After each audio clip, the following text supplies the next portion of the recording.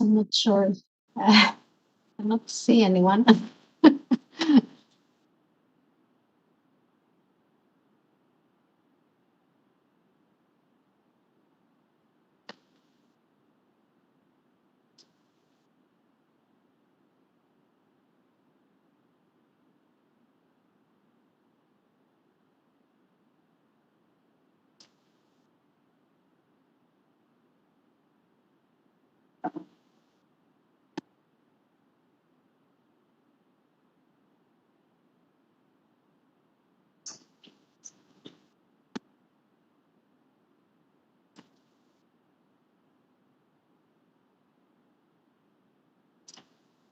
I can see 15 people, but are you the shy ones?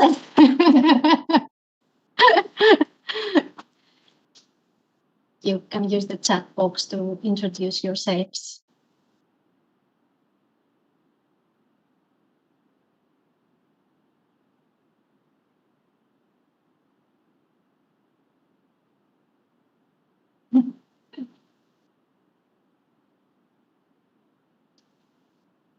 Happy International Women's Day, everyone. It is a special day as we celebrate the social, uh, economic, cultural, and political achievements of women. We will hear more about this from our speaker in just a bit, but please introduce yourselves using the chat box. Let us know if you have an inspiring women song for today. Mine is the Run the World from Beyonce. I would like to hear the song now.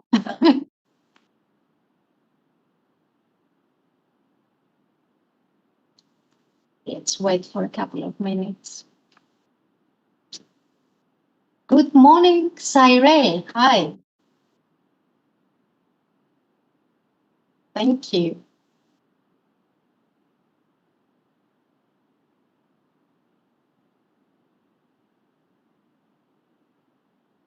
Right. From Melanie, Happy International Women's Day. Thank you. From Belfast. Hi, Rachel. Thank you very much. Thank you.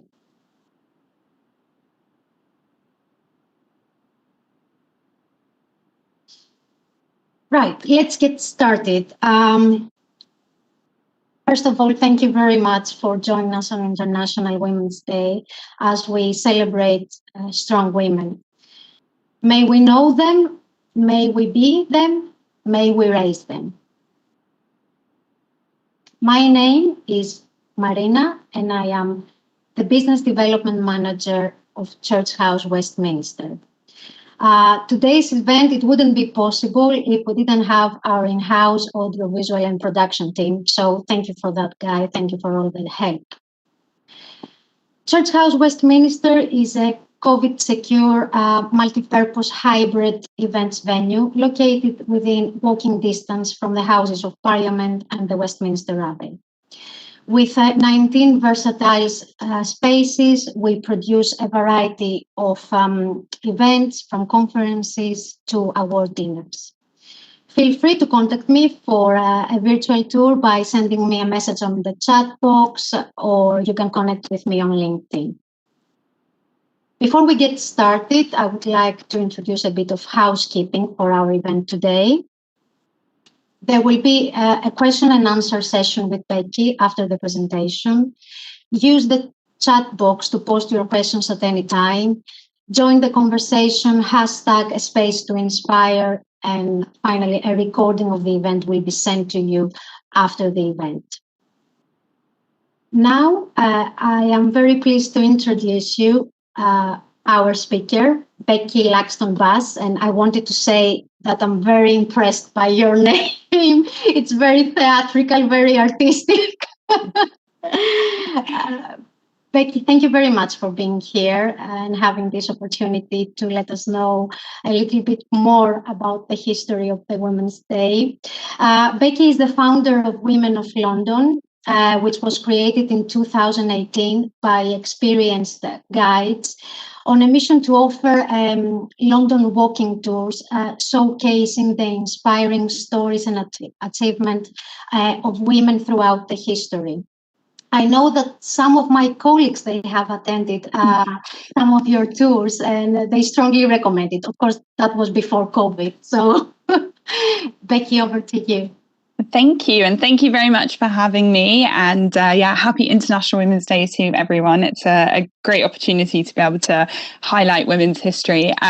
In terms of what we're going to be looking at today, I just want to touch upon how the UK suffrage movement inspired many other movements around the world. I had to restrict how many examples I could use. So there are more than the ones I'm going to mention, but hopefully it gives you an idea as to how impactful women's movements can be and how methods can change and be adapted, and people can kind of learn from the history, especially when it comes to kind of women's history and suffrage and inspirational women. Just to quickly go through again, just an introduction. So the next slide, please. Cool. Like I said, I'm Becky. I am from London originally, so I grew up here, and I started guiding in 2015, forming the company in 2018. What we do is try to change the narrative of people's visits to London by showcasing the amazing stories of women. And this is important because of the lack of visibility of women's history. I have some examples for you. For example, that only 14% of blue plaques in London commemorate a woman. Which I think we can all agree is not a high enough percentage. The next one is that of individual statues of non-royal women, 2.7% or 25 statues you can find in the UK of non-royal women, which is individual statues, by the way. So we're not talking big monuments, we're talking about individual. True or false? There are more statues of men called John than there are of historical non-royal women. Unfortunately, this is true. This is a very sad fact and something that also needs to be changed.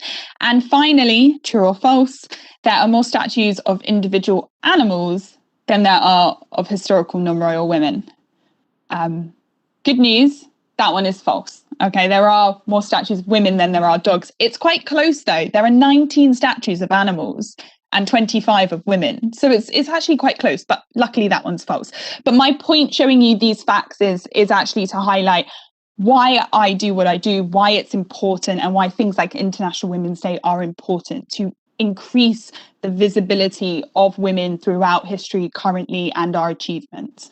That's it. In terms of what we're going to be looking at, the first example is how the UK movement helped to inspire the suffrage movement in the US. So this lady depicted here is Harriet Stanton Blanche, and she is the daughter of a lady called Elizabeth Cady Stanton. And Elizabeth was the founder of the US suffrage movement. So she very much was part of the original kind of petitions that were being put together, the original marches and ideas. Harriet herself came to the UK and spent 20 years here. And when she returned to New York in the early 1900s, she was quite shocked to find that the suffrage movement there hadn't changed. There was no adaptation, there was no growth.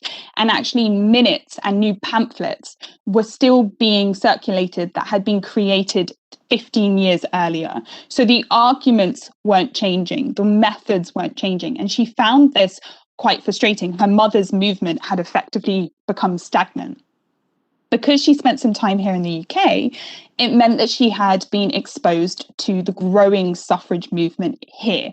So we have the forming of the National Union of Women's Suffrage Societies in 1897 with Millicent Garrett Fawcett. And then you have the Women's Social Political Union, the Suffragettes, forming in 1903. So these two groups are handling things differently, are creating new ways to inspire women. You've got marches. The more militant acts of suffrage come a little bit later, but she sees this organisation, these new ideas, and she decides to start bringing some of that to the movement in the US. So she's very much the first woman to realise that needs to happen. The second woman depicted is Alice Paul. Now, Alice Paul actually got involved with the suffrage movement here in the UK. She was arrested on 5 occasions here in the UK for her suffrage activity. So she was actually studying here. And it was during one of her summer breaks that she decided to attend 2 marches. She attended one hosted by the peaceful suffragists and one hosted by the suffragettes, the more militant. This was in 1909. So this was when the suffragettes were getting a little bit more famous. There was a lot more press going on. And so she attended both marches, and she said they were both great, but it was the suffragettes that I felt at home with. And she decided to take this on board. She then went and got quite deeply involved with the movement here. And what this meant was that when she later went back to the US, she took a lot of that with her. So, for example, hunger striking. She actually did go on hunger strike when she was here in the UK. And it was something that she said to fellow suffragettes in America. It's up to you, you know, we're not forcing this on anyone, but it's effective and it does work. And I myself will be using this method. Now, both of these women were quite well connected with Emmeline Pankhurst, the head of the suffragette movement, the WSPU. And actually in 1909, during Alice's prison sentence here in the UK, Emmeline was actually in America touring the States, speaking about the movement. She then went back again in 1913. Now, some of these methods that the Pankhursts and the militants had started moving towards in the 1913, 14 and 15, 1914, then the war broke out. These methods were starting to get a lot of bad press in America. And actually the suffragette movement there was kind of picking and choosing what methods it was going to use. So big marches showing the pageantry and the united front of women was a definite yes. Throwing stones into shop windows, however, was something that Harriet was very adamant shouldn't happen. Alice, however, she supported it. She had been involved with this in the UK and she saw the benefits of that.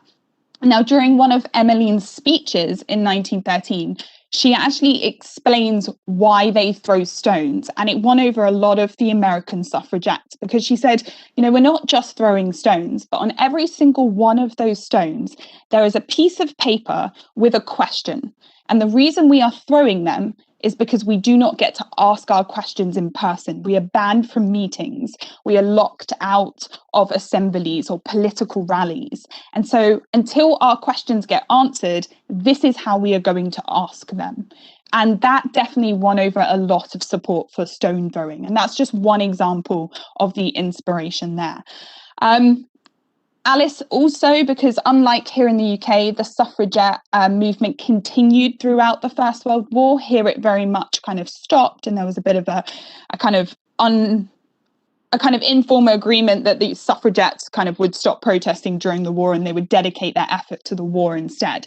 Whereas in the US, because of American joining late in the war, they actually did keep campaigning. And so Alice actually used methods all through the war. One of these was inspired by the Women's Freedom League, which is another group of suffragettes over here. Tax striking.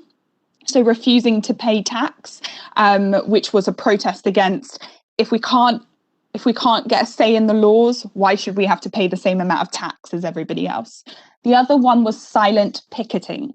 So unlike big rallies where you would voice what you were protesting, standing in inconvenient places in silence. And this was something that the Women's Freedom League were known to do in 1909, 1910 and 1911. They stood in front of the gates at the Houses of Parliament silently, but just obstructing the people going in and out on their daily day-to-day routines. And so Alice used this in 1917, and she took a group of her suffragettes outside the White House and stood there silently with signs explaining what they were doing. So there are a lot of influence between the UK, the US suffragettes. We even have some suffragettes moving over to the UK, so from the US to the UK, especially when the war broke out. We had some German suffragettes here in the UK who felt a little bit unsafe, so they went to the US and helped inspire and motivate the women there. So there is a great link between the two. Funnily enough, in the US, unlike we here in the UK, we have the suffragists and the suffragettes. in the US, they don't know what the suffragists is. I have a lot of American friends who are very confused about why we have two names for the same group. And so I've had to quite often explain the differences between these two. They just have suffragettes. And again, the name itself was inspired by the British suffragettes. So there we go. The second example of how the UK movement helped inspire was actually Suffrage and India, not just suffragettes in India, but also India fighting towards freedom from the British Empire. The key figure in this is Gandhi. So Gandhi had actually trained as a lawyer here in London. He spent time in a temple and actually then went to South Africa to form a law practice because he was unable to form a law practice in India for various reasons. But he constantly kept coming back to London, and he actually attended and witnessed suffragette protests whilst he was here. In 1906, he witnessed a march where lots of women gathered together, showing the colours. In 1909, he had also witnessed another march. And actually, he'd attended the court case of a suffragette who had been arrested. And she actually went on to speak after she was found guilty. She gave a speech saying, you know, I'm willing to go to prison for this. I refuse to pay the fine that you're insisting I should pay to go free. I will serve my time. You will release me. And then I will do this again until we get the vote. And Gandhi, when he returned to South Africa, one of the first things when he was protesting against the treatment of Indians in South Africa, one of the first things he started doing was refusing to pay fines. And eventually he ends up being arrested. So he does get inspired by this. Now, this isn't just me making connections and telling you that they exist. Gandhi wrote about the suffragettes in his own journals. So there were numerous journals that he published where he talks about the inspirational suffragettes. His own views on women were also changed by seeing the suffragette actions. So before he came to London to see this, him and his wife had a very kind of passive relationship. And afterwards, he basically starts encouraging her to address the issues women are facing. And he even encourages her to take part in the suffrage movements and the suffrage marches as well. And he later says that a wife should be a husband's friend, companion, not just a silent partner. And so his own views on how he treated women also changed, which I think is extremely important for many, many reasons. Now, examples of what he wrote, I'll just read you a few kind of segments so you get an idea. After the 1906 march, he wrote, "Today, the whole country is laughing at these women. They have only a few people at their side, but they are undaunted. These women will work strongly on their cause. They are bound to succeed and gain the franchise for the simple reason that deeds are in fact better than words." And so that's just one example of him writing about that. In 1908, he wrote, "How brave the women of England are, continuing their struggle against the campaign. They started the movement earlier than we did here in India. And one can say that it will end sooner as well." So this idea that actually the women starting it earlier, they'll be able to succeed. And he hoped that courage of the women, people seeing what the suffragettes were willing to do, that actually it would inspire people in South Africa where he was campaigning and later in India as well. He hoped that these examples would go on to inspire other women. Now it worked because there are two women who went to be really important to the suffrage movement. The first was the poet depicted here. So I want to try and pronounce her name right. Sarojini Naidu. She was not just a poet, but really key in the suffrage movement there. And she actually was arrested on numerous occasions. In total, she spent over 21 months in prison for campaigning for Indian Home Rule and suffrage. And she actually worked alongside a woman called Annie Besant, who, if you know anything about London's history, is the key name when we consider the match strike of 1888. So one of the first successful strikes here in London was helped to be organised by Annie Besant. Annie later moved to India, where she worked alongside women like Sarojini, and the next slide, which is Sophia Duluk Singh. So Sophia was actually a princess, and she was basically the goddaughter of Queen Victoria. She moved to the UK. She actually was given an allowance by the British government because of her being the goddaughter. And what I love about this is she used her allowance first to help bail out suffragettes here in the UK, and secondly, to help fund the movement in India. So she was actually using British money that was given to her because of her status to actually help rid India of British rule, to help the suffragettes gain franchise as well. So I love that these two women are kind of working alongside each other. Sophia did go to India, so the two women would have met. There's records of their the kind of things that they would have discussed as well. And so this is a perfect example. Now, all three of these women supported hunger striking as well. Sorry, two of these women and Gandhi supported hunger striking. So Gandhi himself went on hunger strike many times, and so did the other two. I'll just read you what Gandhi said about her poetry, because I think it kind of is quite a nice way to kind of sum up her work. But he effectively says that her poetry on India's struggle for independence from colonial rule, women's emancipation, civil rights, and anti-imperialistic ideas should earn her the title of the Nightingale of India. Okay, so that's the way she was thought of. Cool. The final part of this, and like I said, I had to really pick and choose, was looking at how later marches, movements to support women's positions in society were inspired by the suffragettes. Now, a really good example of this is second wave feminism. If you're not familiar with what second wave feminism is and how it's different, first wave feminism, suffrage is very much about just getting in the door. Let's get the vote, let's start standing as politicians, let's get there, and then the other changes can start coming. So second wave feminism is very much about trying to legally make sure women are represented. Equal pay is a big thing in second wave feminism.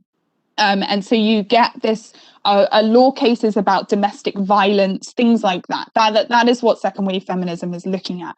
But the tactics that second wave feminists used were quite similar. So, for example, marches or symbols, the colours as well.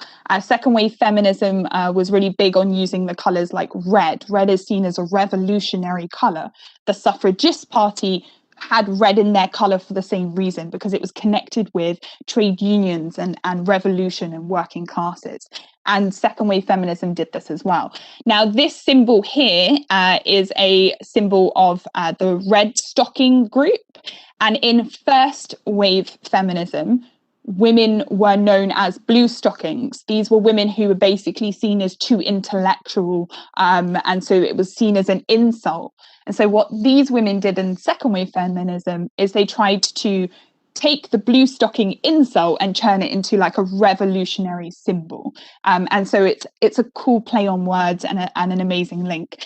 There are slight differences, and there's some key work that comes out during the two movements that changes this. So, for example, we have probably two of the most important books to influence feminism going on. We have The Second Sex, which was published in 1949, and then we have the Feminist Mystique, which was published in the 60s. And so both of these books would have gone on to challenge the ideas that were important in the 60s and 70s for second wave feminism. Now, just to finish, because I know I'm running over slightly, the last thing I just want to say is there were very few, but it did happen, suffragettes who were still around when this second movement was coming in. And one of these was this lady, Leonora Cohen. Leonora Cohen actually went on to live to the age of 105. So she was very lucky in a way that she got to live through all of these changes and see all of these different protests and marches going on. She was actually interviewed in the 1960s and 70s, and her oral history is actually kept on record at the British Library. So you can actually access her interviews where she talks about the challenges she faced, what drove her to become a suffragette, but also what she sees happening today and how important it is that these movements aren't just one movement, a next movement, a next movement. They are linked together because this is a whole movement to improve women's position in society. And until equality is achieved, these things are going to keep happening. And it's really key that you see that link between her. Leonora, by the way, is most famous. She's known as the Tower Suffragette because she smashed a cabinet at the Tower of London in one of her attacks. And then she had a crowbar, and it's in the museum in Leeds today. And it effectively says, Leonora Cohen, Tower of London, 1913, my protest to the government for its refusal to enfranchise women, but continues to torture women prisoners.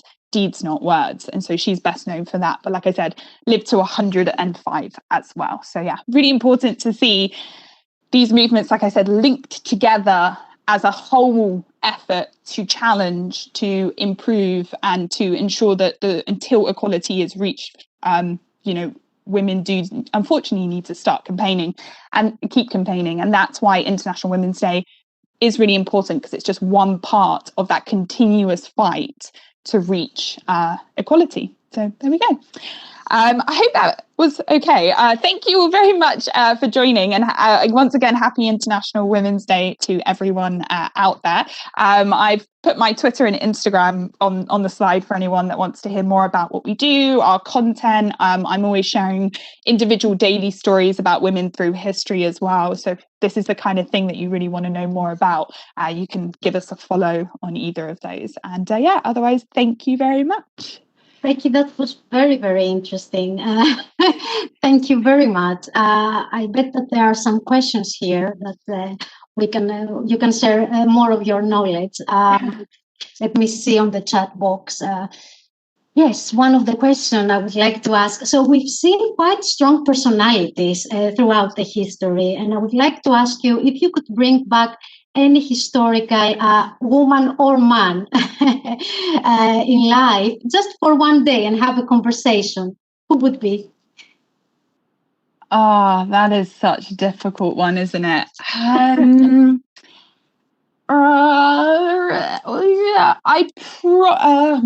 Maybe I don't know. I could go someone really, really obscure, and I think actually I would probably go for someone who unfortunately we don't know too much about. Someone who, unfortunately for certain reasons, has their history isn't written. So maybe someone like Lillian Bader, who was one of the first women of colour to serve in the British Armed Forces. She wrote her own memoirs, but she only wrote them about the war years. And there's nothing really, there's a bit about her early life and a bit about the end, but I just feel like I would want to know more about the woman herself and what drove her and what inspired her. And so, yes, I think I would choose someone like that we don't have a lot written about, just so I could fill in those gaps and understand the woman more. Yeah, that's good. Melanie is asking, thank you, Melanie, for the question. Do you think you would have been a suffragist or a suffragette? I think I would have been one of those who started out as a suffragist and was like, oh no, I'm like not fine, and I'm not a very confrontational person. But I think after years and years of kind of being messed around by Parliament and petitions I think it would drive me to become I'd probably be one of the tamer suffragettes though. So I'm not so sure I would, bomb public transport, but I might throw a stone. So I'd like to think I was somewhere between the two. Let me see. Another question? Yes. What do you see as the challenges today for the women's movement?